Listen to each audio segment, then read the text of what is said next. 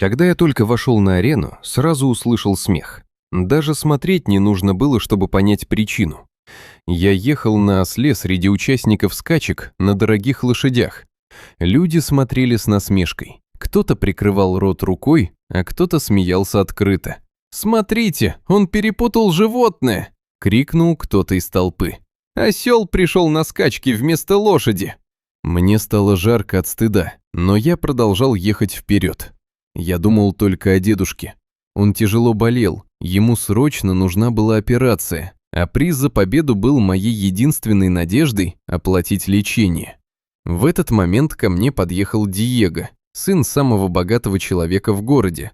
Он сидел на огромной ухоженной лошади и смотрел на меня сверху вниз с презрением.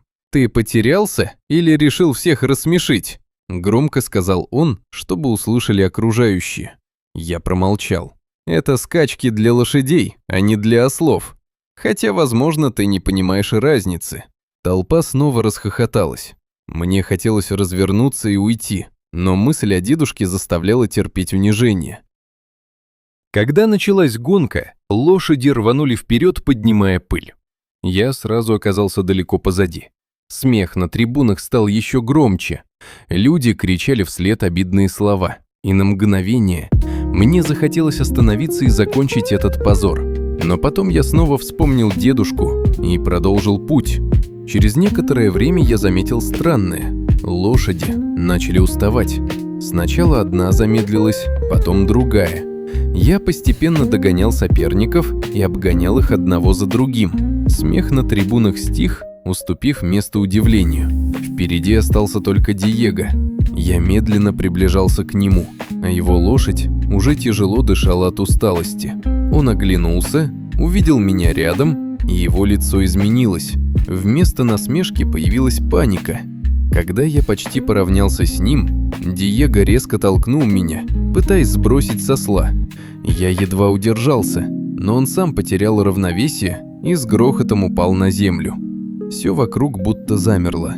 Финиш был уже совсем близко. Мне нужно было лишь продолжить путь и победить.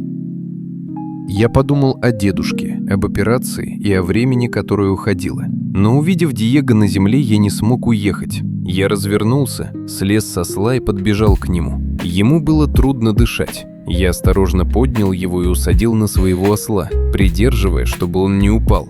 В это время остальные участники один за другим проносились мимо нас к финишу. Я понимал, что гонка проиграна, но все равно отвез Диего к машине скорой помощи. Когда я вернулся домой, дедушка лежал на кровати таким же слабым, как утром. Я сел рядом и рассказал все, что произошло. В конце тихо сказал: «Я ошибся. Нужно было доехать до финиша». Но дедушка только сжал мою руку и ответил: «Нет, ты поступил правильно. Я горжусь тобой больше, чем любой победой». На следующий день в дверь постучали. На пороге стояли Диего и его отец. Диего выглядел совсем иначе. Тихий, растерянный, без прежней надменности. «Я вел себя как идиот», — сказал он. «Но ты все равно помог мне. Спасибо». Тогда его отец произнес слова, которые изменили все. «Мы оплатим операцию твоему дедушке». Через несколько дней дедушке сделали операцию. Я ждал за дверью палаты, не находя себе места. Рядом все это время были Диего и его отец. Когда врач наконец вышел и сказал, что операция прошла успешно, я почувствовал такое облегчение, будто с плеч исчез весь мир. Позже дедушка улыбнулся мне и сказал: «В жизни не всегда побеждают так, как ожидают, но добро всегда возвращается».